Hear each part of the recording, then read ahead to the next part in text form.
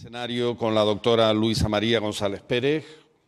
Ella es actualmente vicepresidenta del Ilustre Colegio Oficial de Médicos de Madrid, una organización con más de 47.000 colegiados, de los cuales me ha parecido muy interesante, lo hemos comentado antes, saber que en torno al 60% son mujeres y en todas las franjas de edad se cumple ese porcentaje de mujeres predominantemente, es decir, que la carrera de medicina hoy en España es una carrera femenina.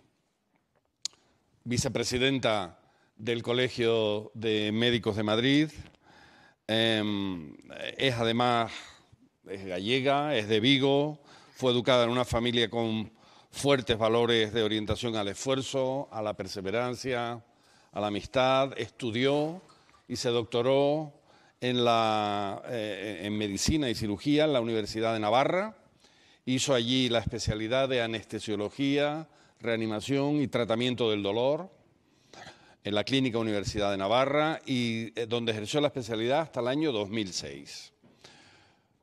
Cuando se traslada a Madrid para ser jefa de servicio del Hospital Severo Ochoa en Leganés hasta el 2016.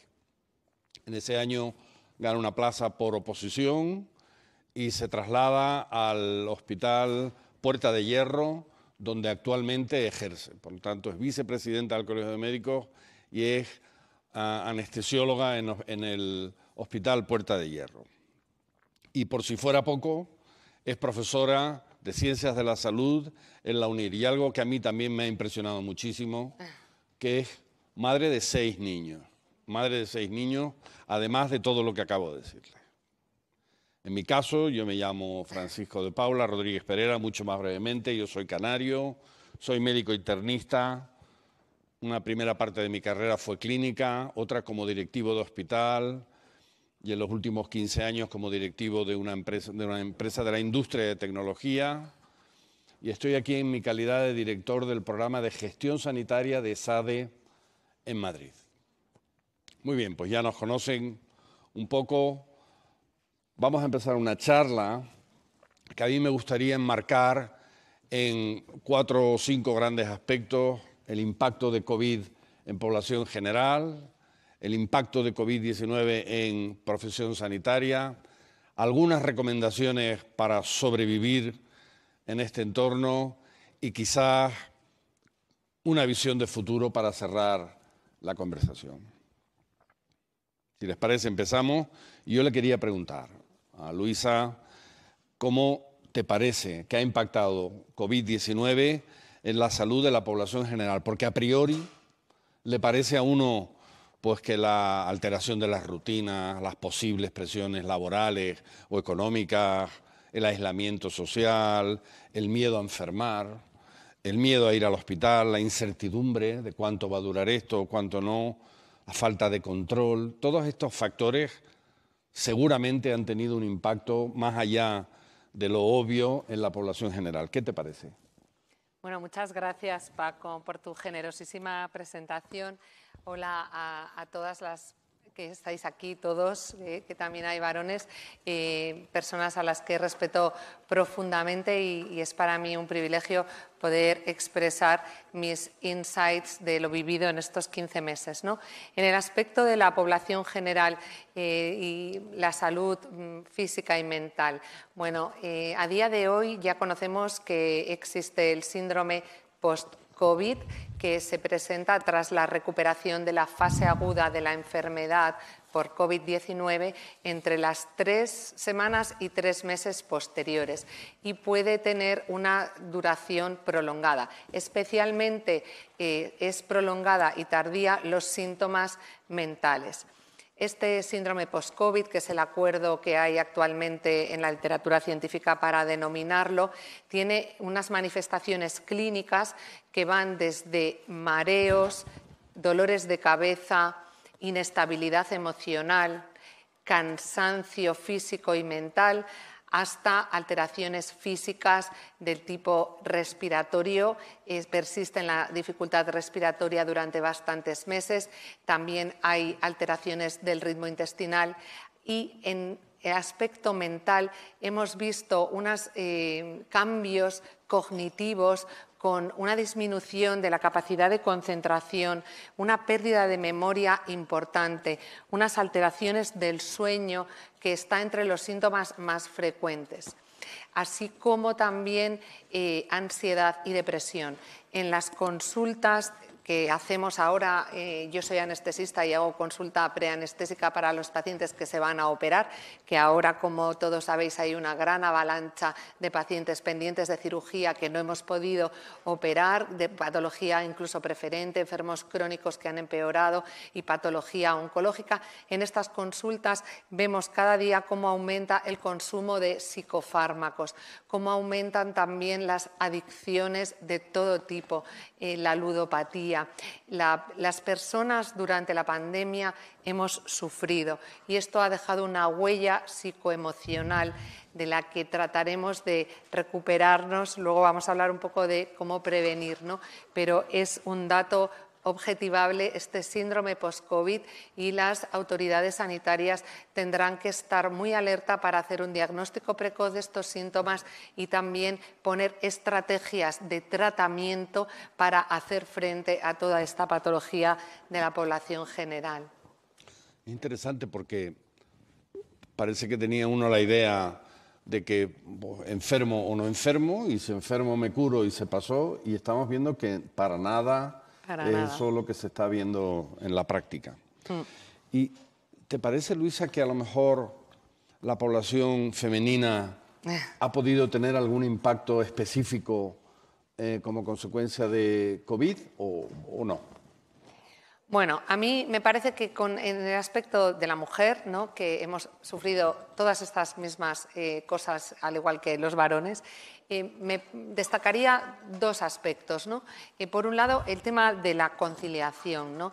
La conciliación ha sido muy difícil, ¿no? Ha sido muy exigente para las mujeres poder estar al cuidado de sus hijos, como comentaba en el acto inaugural la secretaria de Estado, ¿no?, y a la vez en el Zoom que te has conectado en el teletrabajo a tus hijos pasando por detrás y conectada en una videoconferencia y pensando en que tienes que solucionar el tema de la comida, a lo mejor en casa no tienes ayuda, la otra persona ha salido, como era mi caso, ¿no? Yo iba al hospital, mi marido se quedaba en casa intentando que los hijos mantuvieran su educación, ¿no? Porque para los niños pequeños los estudios, la escuela es su vida social es eso, y la habían perdido. Entonces, lograr como madre, ¿no?, que tu hijo siguiera conectado a su mundo, que es el colegio, que los universitarios no perdieran y se hiciera una gran laguna de conocimiento, creo que esto ha sido en la mujer una preocupación muy intensa, ¿no? Y me gustaría destacar, por otro lado, el tema de la gestación, ¿no? La gestación en tiempos de COVID ha sido un reto brutal, porque se desconocía, había una gran incertidumbre sobre los efectos en el feto, en el recién nacido, sobre el miedo al contagio, pues sí ha sido grande para todos. Creo que para la mujer gestante ha sido un momento muy difícil, ¿no? Que finalmente pues este efecto en el feto no ha sido grande y en el recién nacido tampoco, pero sí que es verdad que se ha tenido que vivir el parto en soledad, sin el acompañamiento familiar, y si me lo permitís es un poco más a lo mejor frívolo, ¿no?, pero ese poder celebrar, ¿no?, cosas tan importantes para una mujer como es tener un hijo. En ese sentido creo que ha tenido ese poquito de más de exigencia para la mujer. Parece completamente ajustado al análisis. Lo nombrabas de pasada también en relación con la población general. Los niños, los adolescentes, también tienen que haber tenido, digamos, un plus, ¿no? Ese aislamiento que tú citabas, que su entorno natural es de la interacción permanente y del juego, incluso para la madurez intelectual, ¿no?, del chico en su ámbito social. Y un aspecto que es muy interesante, y es, en algún caso, la sensación de culpabilidad que podían haber sentido por ser ellos los que transmitían a los mayores, y entonces no puedo ir a ver al abuelo o a ver si voy a ser yo, o si el abuelo se pone malo. Esa sensación de culpabilidad, ¿no? Sí, sí, A mí tremendo, ¿no? hay un dato que me horrorizó, que leí hace bien poco, de un hospital pediátrico español prestigioso que atendía normalmente, pre-COVID, 2 urgencias a la semana por intento de suicidio en niños, a 20 a la semana, 10 veces más en esta población. ¿Tú coincides en que puede haber sido una población también más vulnerable? Yo coincido especialmente en la franja de adolescentes. Se ha visto un incremento de las ideas de suicidio y de la tasa de suicidios en gente joven, ¿no? Que es un problema muy acuciante. Ya lo era en nuestro país y hay todo un plan de prevención del suicidio por este aumento de la incidencia en gente joven. Y ha habido también un aumento de los trastornos alimentarios en los adolescentes. En la edad adolescente esto ha sido un tajo muy fuerte, ¿no? El confinamiento, las restricciones de las relaciones sociales, igual que para el niño, ¿no? En la infancia, primera infancia, el colegio es su vida social. Para el adolescente, el privarle de la capacidad de relaciones sociales, ha aumentado el abuso de drogas, ha aumentado las adicciones, como hemos dicho, y los ingresos por causas psiquiátricas. Ha tenido este impacto. Hay una cosa en positivo, porque no sea todo tan duro, ¿no? Que yo como madre lo he experimentado, lo he vivido con mucha alegría, Paco, y supongo que las que estáis aquí, que sois madres también y padres, ¿no? Afortunadamente el COVID nos ha dejado moralejas, ha tenido una cosa buena, casi milagrosa diría yo, y es esa baja incidencia de enfermedad COVID en los niños, ¿no? Creo que las madres, los padres y las familias hemos podido sobrevivir a este momento histórico tan duro porque no han enfermado de gravedad los niños, ¿no? Y creo que hay que hacer hincapié en esto, ¿no? Ha sido lo único que el COVID no ha arrasado, ha sido la infancia, ¿no? De hecho, el síndrome post-COVID en los niños es menor a un 1% y es sobre todo un síndrome físico inflamatorio, tiene consecuencias, motivo de la inflamación y no tanto impacto mental en la tierna infancia, que lo distingo de la otra franja de edad. Pero sí que es verdad y es curioso, ¿no?, que el COVID ha respetado a nuestros niños. Es verdad, y eso a veces lo subrayamos poco. Me parece muy interesante la observación. Si pasamos ya al análisis del impacto en los profesionales sanitarios, ¿no? Hemos visto el impacto de la población en general en profesionales sanitarios, que a uno le parece así desde fuera, que la primera ola, sobre todo, ¿no? Pues el desconocimiento de la enfermedad, la falta de test diagnósticos, a lo mejor de camas y de recursos, ¿no?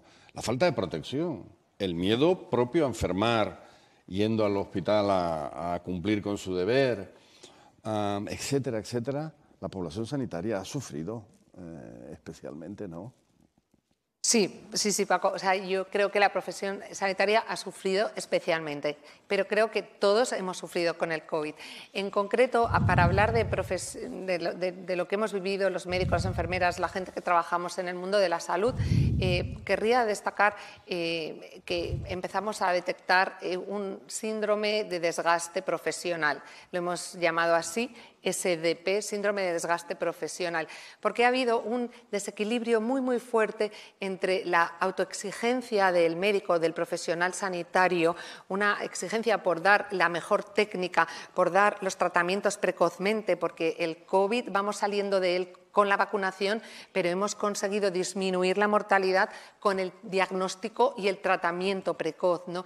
Entonces, la autoexigencia y esa exigencia de poder dar nosotros lo mejor a nuestros pacientes técnicamente para salvarles la vida en muchos casos, estaba en desequilibrio con las expectativas de curación, las expectativas de protección, las expectativas de lo que el sistema externo podía aportarnos, ¿no? Y hemos estado constantemente en ese querer tener las herramientas para dar, ¿no? Y lo que más nos ha pesado ha sido no poder atender a todos los pacientes, ¿no? Esto ha tenido un impacto emocional y tenemos este síndrome de desgaste profesional que se manifiesta en estas cosas que he hablado al principio a nivel psicológico. Hay muchísimos trastornos del sueño ahora mismo entre los profesionales sanitarios. Hay hasta un 50% de síntomas depresivos, un 45% de profesionales sanitarios sufren o sufrimos una cierta ansiedad y hasta un 70% de síntomas de estrés postraumático. Son reales los impactos en la salud mental de los profesionales y lo que nos preocupa más es un poco de tedio, ¿no? Hay un poco de hartura, hay un poco de cansancio y sabemos que tenemos que seguir trabajando porque la pandemia no ha finalizado. Aunque hablemos ya de cosas post-COVID, seguimos en la pandemia y este mensaje subliminal me gustaría aquí lanzarlo. Aquí voy a ejercer un poco de vicepresidenta del Colegio de Médicos. No podemos todavía bajar la guardia, aunque es cierto que psicológicamente necesitamos ese respiro para recuperar la ilusión, ¿no? Los profesionales sanitarios para poder seguir investigando, para reorganizar nuestros equipos, para aplicar esas moralejas que hemos aprendido de lo importante que es la elasticidad, la comunicación entre nosotros, el hacer los servicios más elásticos. Todo eso, para poder ponerlo en práctica y recuperar la ilusión, necesitamos un poco salir de la pandemia. Pero cuidado, todavía estamos en ella. Lo de mascarilla no en exteriores, por favor, que no demos una falsa sensación de seguridad. Siguen estando ahí las nuevas variantes, tenemos una inmunidad todavía parcial, no hemos llegado a ese 70-80% de población, ¿no? Perdonadme que haya aprovechado esto, pero bueno, como estamos hablando del impacto en los profesionales sanitarios, ¿no? Y pedimos a las instituciones, ¿no? A la administración, que tenga en cuenta este feedback, ¿no? O sea, el profesional sanitario ahora mismo necesita un reconocimiento más que salarial, verbal y de dotación, de autogestión para que podamos readaptarnos, ¿no? Porque todo este impacto en la salud mental tiene que ver con un trastorno adaptativo. Ha sido una exigencia de 15 meses muy potente y nos ha frustrado mucho durante los primeros meses no tener resultados y tener que vivir la muerte de los pacientes y el no poder tratar a todos, ¿no? Creo que esto sería algo por resumir, que no sé si vamos bien de tiempo. Vamos mal de tiempo, nos saltamos a la última pregunta, que a mí me parece que es la que abre espacios de esperanza, y es: ¿cómo ves tú el futuro? ¿Cómo va a evolucionar esto? ¿Qué visión tienes tú del futuro? Bueno, pues el futuro. A nivel individual me gustaría hablar del autocuidado. Como todas las personas hemos sufrido durante esta parada técnica que ha tenido el planeta, ¿no? Que nos ha hecho reflexionar y tenemos que emprender un nuevo modo de vida, ¿no? Y tenemos que centrarnos mucho en el autocuidado, ese self-leadership que comentábamos en la inauguración del acto, ¿no? Creo que como prevención, medidas higiénico-dietéticas, ¿no? Cuidar nuestra alimentación, cuidar los espacios de descanso, cuidar muchísimo el sueño, cuidar mucho el ejercicio físico y cuidar mucho el apoyo familiar, buscar los apoyos que tanto nos han faltado, esos contactos, ¿no? Ese mensaje de prevención cuidándonos. Eso por un lado. Y por otro lado, el futuro, yo veo que tenemos que llegar a un sistema más eficiente, un sistema sanitario más eficiente y más humano. Hemos vivido un problema global que nos ha sobrepasado y sobre todo nos ha dolido el no poder atender a cada paciente individual. Luego tendremos que mejorar la estructura. Necesitamos cuadros de mandos de mejor comunicación entre los hospitales y necesitamos instaurar, como dije al principio, la medicina del cuidado. Lo digo con convicción, necesitamos el objetivo sociedad que cuida. autocuidado y cuidado de las personas. Para eso es necesario que los gobernantes hagan políticas sanitarias. Yo pediría de verdad un pacto de Estado por los cuidados. España, como todos sabéis, está a la cola en desarrollo de cuidados.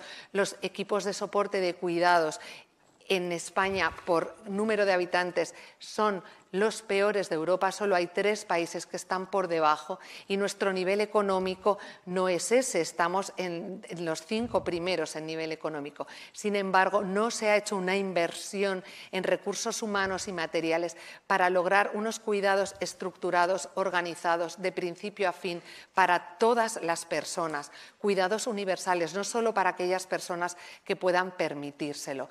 Y, por último, el cuidar al cuidador. En España, las ayudas a la dependencia, cuando uno tiene una enfermedad crónica incurable avanzada o en estadio final, las ayudas a la dependencia tardan 14 o 18 meses en llegar y eso tiene un impacto en el entorno del paciente dependiente, frágil, vulnerable. Toda su familia se ve coartada porque no llegan estas ayudas. Creo que el mensaje fundamental que me gustaría dejar en este congreso es pensemos, repensemos la sociedad que queremos tener y nosotros como médicos, ¿qué médicos queremos ser para la sociedad del futuro? Queremos ser unos médicos preocupados por los cuidados y queremos lograr que se desarrollen. Muchísimas gracias. Muchísimas gracias. No sé si comparten ustedes conmigo la visión de que efectivamente hemos pasado por un bache enorme, pero también estoy seguro de que comparten conmigo la tranquilidad de que no podemos estar en mejores manos. Muchísimas gracias. Gracias. Gracias, Paco.